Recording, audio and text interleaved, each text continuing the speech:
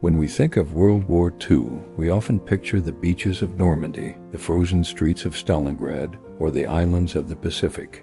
But there was another front, a vast and vital theater of war that stretched across an entire continent, Africa. This is the story of how a global conflict transformed a continent, and how Africa, in turn, changed the course of the war. By 1939, on the eve of the war, Africa was a chessboard of European colonial powers. Britain controlled vast territories from Egypt to South Africa.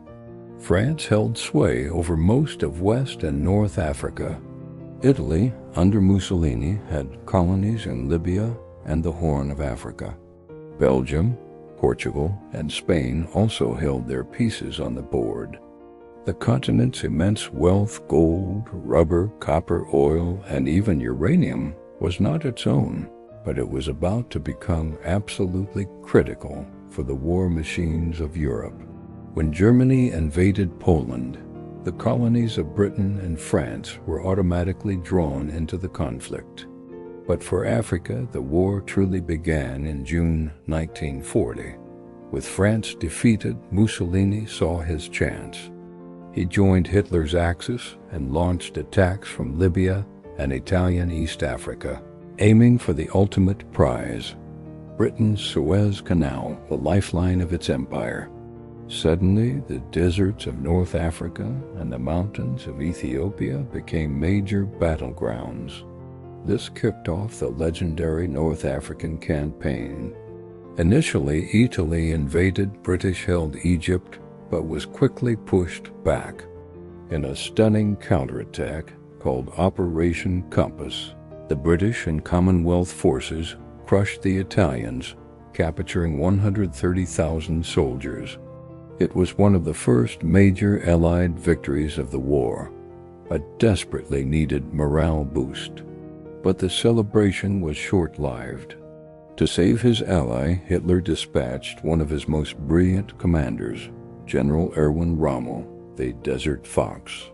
With his elite Africa Corps, Rommel launched a blitzkrieg across the sands, pushing the British back to the Egyptian border.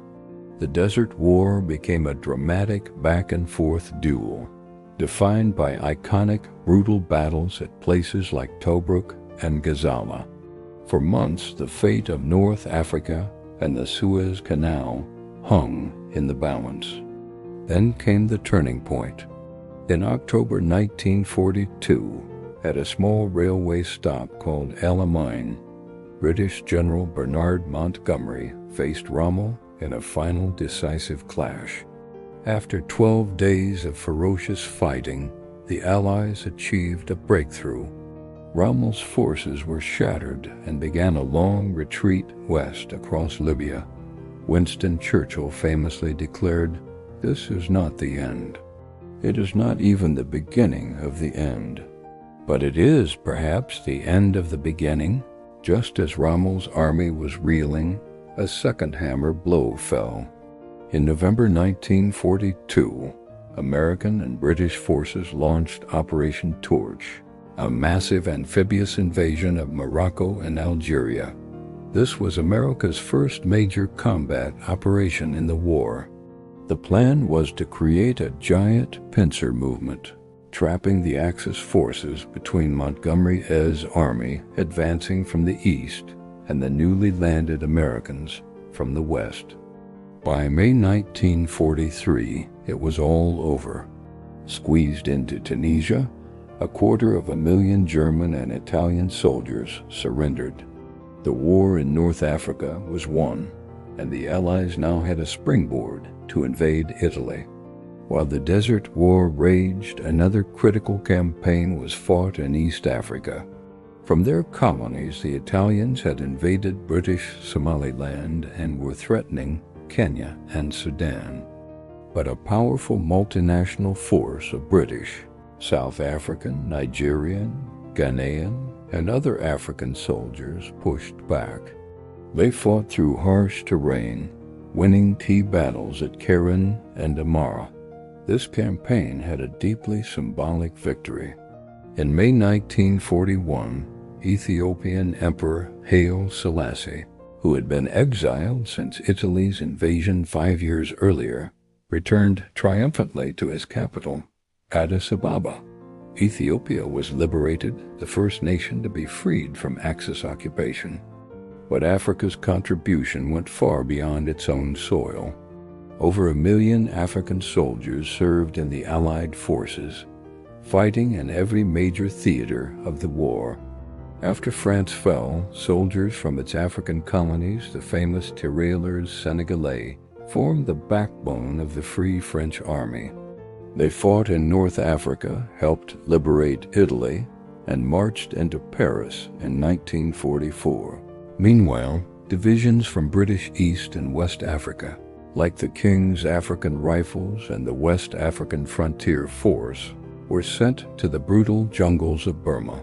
There they fought against the Japanese, building roads, carrying supplies, and proving themselves as elite jungle fighters.